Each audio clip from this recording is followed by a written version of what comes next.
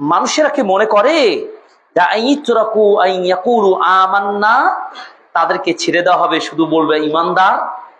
মানুষ কি এটাই মনে করে আমরা ইমানদার বেঁচে গেছি, আমাদের কোনো পরীক্ষা হবে না, আমরা সফল কাম, আমাদেরকে ফিতনার গ্রাস করতে পারবে না? এটা কি মানুষ মনে করে? ওয়াহুম লা ইফতানুন, তাদেরকে কোনো পরীক্ষা করা হবে না? আসলে তাই নয়। আল্লাহ তাআলা বলছেন অবশ্যই পরীক্ষা করা হবে। তার মানে পরীক্ষা যেহেতু আসবে, ফিতনা আপনাকে গ্রাস করবে, পরীক্ষার মাধ্যমে কি হয়? আল্লাহ তাআলা বলছেন মন্দ থেকে ভালোটাকে পার্থক্য করা যায়।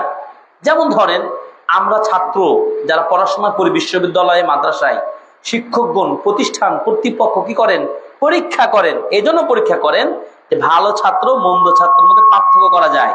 পরীক্ষা না হলে তো বোঝা যাবে না আপনি সৎ কি সৎ ব্যক্তি না, আপনাকে আমি পরীক্ষা করতেই পারি, না হলে আপনার সততা আছে কিনা নাই কিভাবে বোঝা যাবে?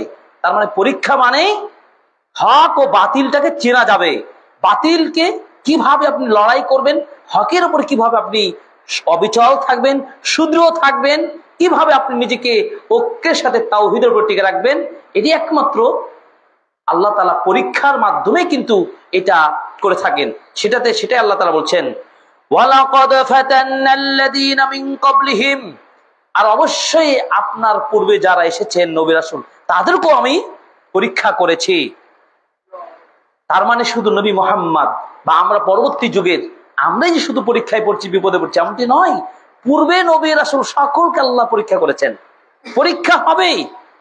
ফালা ইয়ালামান্নাল্লাহু আল্লাযীনা সাদাকু ওয়া লা ইয়ালামান্নাল কাযিবিন, এই পরীক্ষা করার মধ্য দিয়েই আল্লাহ তাআলা বেছে নেন প্রকৃত সত্যবাদী কারা, প্রকৃত মিথ্যাবাদী কারা।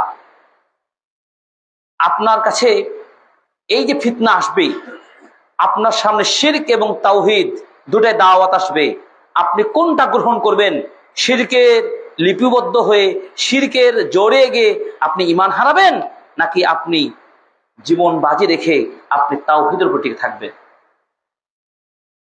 যদি সত্যিকার আপনি বিপদের মুহূর্তে আপনি শক্তি নিজের মধ্যে তাওহীদি চেতনায় তাওহীদের উপর থাকতে পারেন, কষ্ট হতে পারে কিন্তু প্রকৃত সফলতা এটার মধ্যে রয়েছে। আপনি দেখুন তো নবী ইব্রাহিমের কথা চিন্তা করেন, কি কষ্ট তারপরে এসেছে, তাকে নিয়ে যে বাড়ি গাড়ি সব ছেড়ে চলে যেতে হয়েছে, কারণ তার উপরে কঠিন পরীক্ষা এসেছে। এমনকি তাকে আগুনে নিক্ষেপ করতে পর্যন্ত কাফেররা করেছে নমরুদ। এভাবে নবী মুসা আলাইহিস সালামের সময় চিন্তা করুন, কত বড় ফিতনা। তখন স্বৈর শাসক ঘোষণা দিল কোন পুরুষ সন্তান বালক সন্তান জন্ম হলে ভূমিষ্ঠ করলে তাকে জীবন হত্যা করতে হবে। আল্লাহ তাআলা মুসা নবীকে নাজাত দিয়েছেন না? এরপর মুসা এবং তার কওমকে জীবন্ত হত্যা করার জন্য পিছন থেকে তাড়া করলো, সাগরে তাদেরকে ঝাঁপ দিতে হলো। সাগরে আল্লাহ তাআলা রাস্তা বের করে দিয়ে মুক্তি দিলেন, কাফেরদেরকে ধ্বংস করে দিলেন। এটি কি আল্লাহ তাআলা বাঁচান নাই?